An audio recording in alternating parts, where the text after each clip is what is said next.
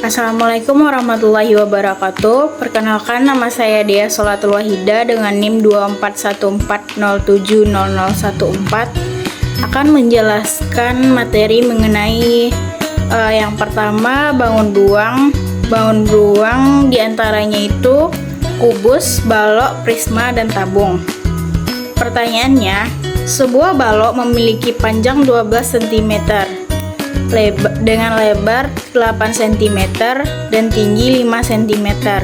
Jika balok tersebut dibelah menjadi dua bagian yang sama besar secara vertikal, berapa volume salah satu bagian balok setelah dibelah?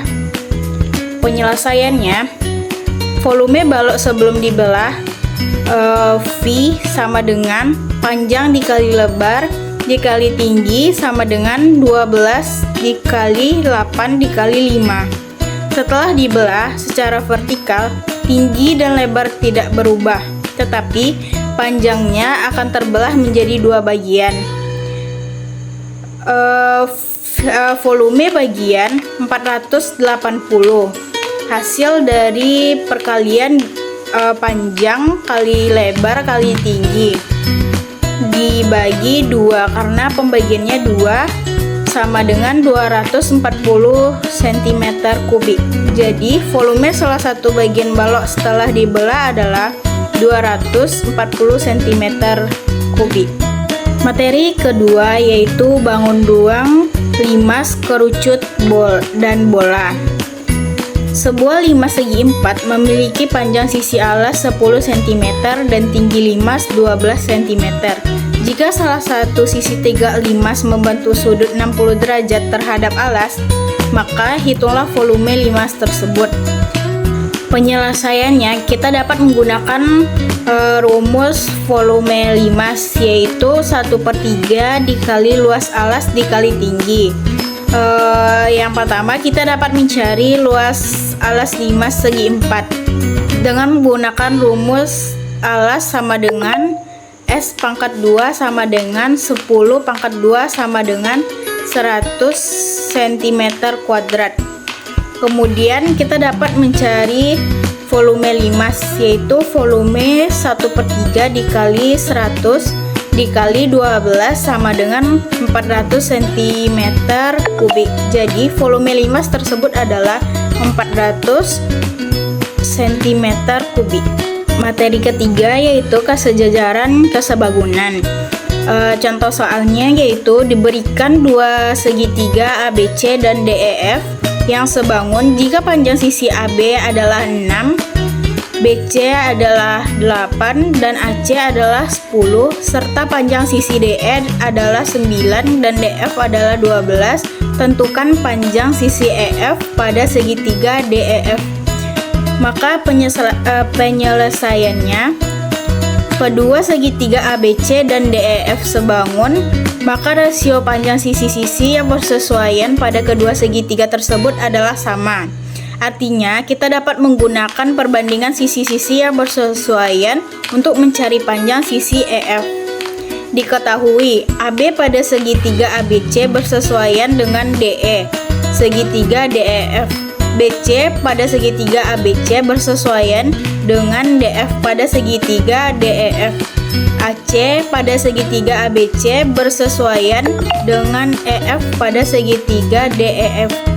Perbandingan sisi-sisi yang bersesuaian adalah AB per DE sama dengan BC per DF dan sama dengan AC per EF.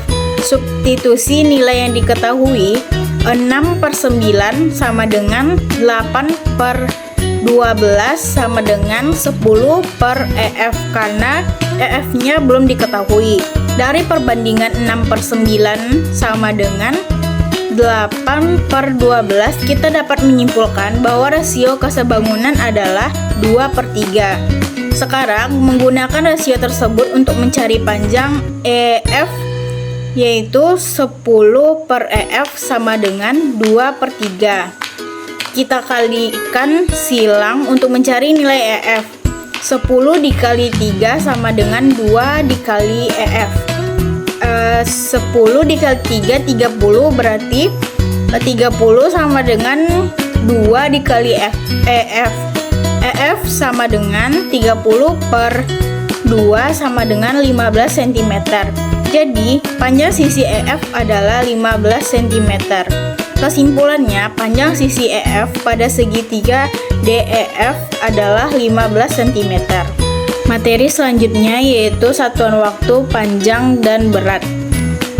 Contoh soalnya yaitu pada sebuah eksperimen ilmiah, seorang peneliti mengukur waktu yang diperlukan untuk sebuah objek jatuh bebas dari ketinggian 80 meter.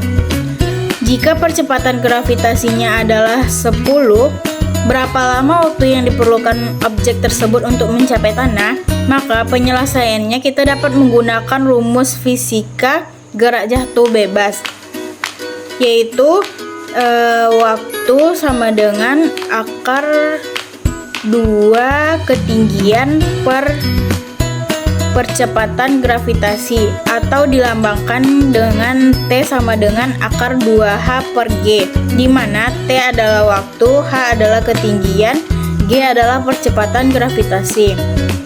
Ketinggiannya 80, percepatan gravitasinya 10. Maka substitusi nilai-nilai di dalam rumus yaitu T sama dengan akar 2 kali 80 per 10 sama dengan akar 160 per 10 sama dengan akar 16 sama dengan 4 detik. Jadi, waktu yang diperlukan objek untuk jatuh adalah 4 detik. Materi selanjutnya yaitu jarak, kecepatan, luas, dan debit. Pertanyaannya, seorang pelari berlari sepanjang lintasan dengan panjang 400 meter dalam waktu 50 detik.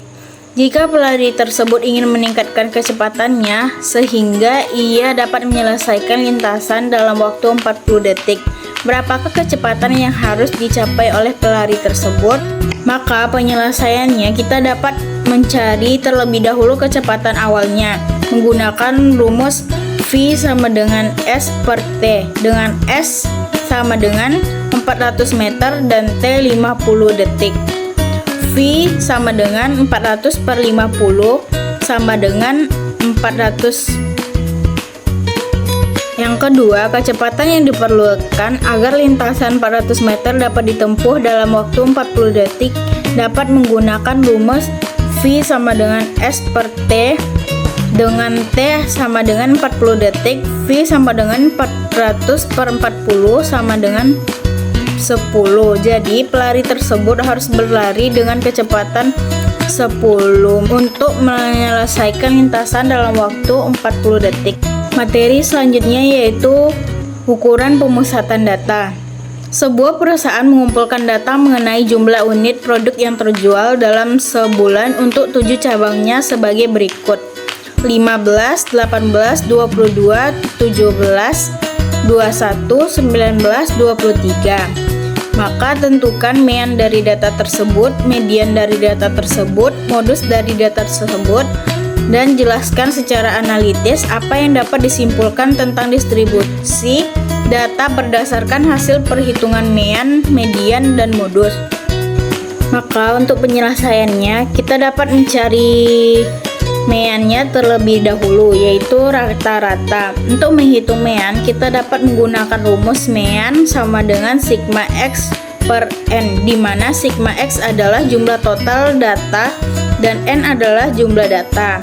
Data 15, 18, 22, 17, 21, 19, 23. Maka jumlahkan semua nilai data. Maka dapat dia menghasilkan 135. Jumlah data N adalah 7. Mean sama dengan 135 per 7 sama dengan 19,29.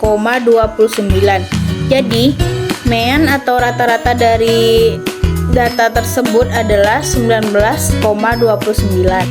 Selanjutnya, kita dapat mencari median, yaitu nilai tengah. Untuk menemukan median, urutkan data dari yang terkecil hingga yang terbesar, yaitu 15, 17, 18, 19, 21, 22, 23. Karena jumlah data N adalah 7, yaitu ganjil, maka median adalah data yang berada pada posisi keempat. Jadi median adalah 19. Selanjutnya kita dapat mencari modus, yaitu nilai yang paling sering muncul dalam data. Pada data ini semua nilai muncul hanya sekali sehingga tidak ada modus. Jadi modus dari data ini tidak ada. Selanjutnya analisis hasil. MEN mendapatkan hasil 19,29, memberi gambaran nilai rata-rata dari penjualan unit produk seluruh cabang karena MEN lebih tinggi dari median, yaitu 19. Ini menunjukkan ada beberapa data yang lebih besar daripada nilai tengahnya. Median 19 menunjukkan bahwa setengah cabang menjual lebih banyak dari 19 unit dan setengahnya menjual lebih sedikit. Modus tidak ada menunjukkan bahwa tidak ada hasil penjualan yang sering muncul lebih dari satu cabang. Materi selanjutnya yaitu penyajian data. Diberikan data pengeluaran bulanan sebuah perusahaan dalam 6 bulan terakhir yang mencakup 3 jenis biaya, yaitu biaya bahan baku, biaya tenaga kerja, dan biaya overhead. Maka data pengeluaran dalam ribuan rupiah adalah sebagai berikut. Kalian dapat melihat data dari tabel tersebut. Pertanyaannya, buatlah diagram batang bertumpuk yang menunjukkan komposisi biaya tiap bulan untuk ketiga kategori biaya. Yang kedua, hitung persentase kontribusi masing-masing kategori biaya bahan baku, tenaga kerja, overhead terhadap total biaya untuk setiap bulan. Yang ketiga, tentukan bulan dengan pengeluaran total tertinggi dan biaya terbesar di bulan tersebut.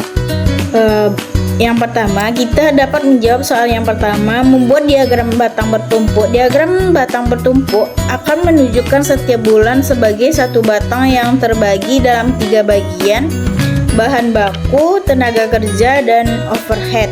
Setiap bagiannya akan mewakili kontribusi biaya dari masing-masing kategori. Misalnya, untuk Januari bahan baku 500.000, tenaga kerja 300.000, overhead 200.000. Diagram akan memiliki satu batang untuk Januari, di mana bagian pertama dari bawah adalah 500.000 untuk bahan baku, bagian kedua di atas bahan baku adalah 300.000 untuk tenaga kerja, dan bagian ketiga di atas tenaga kerja adalah 200.000 untuk overhead. Yang kedua, menghitung persentase kontribusi masing-masing kategori biaya. Persentase kontribusi setiap kategori terhadap total biaya setiap bulan dihitung dengan rumus persentase kategori sama dengan biaya kategori per total biaya. Pada bulan Januari, total biaya 500 ditambah 300 ditambah 200 sama dengan 1000. Bahan baku 500 per 1000 dikali 100 sama dengan 50%. Tenaga kerja 300 per 1000 dikali 100 sama dengan 30%. Overhead 200 per 100 dikali 100 sama dengan 20%. Maka lakukan perhitungan yang sama untuk bulan lainnya. Berikut hasilnya.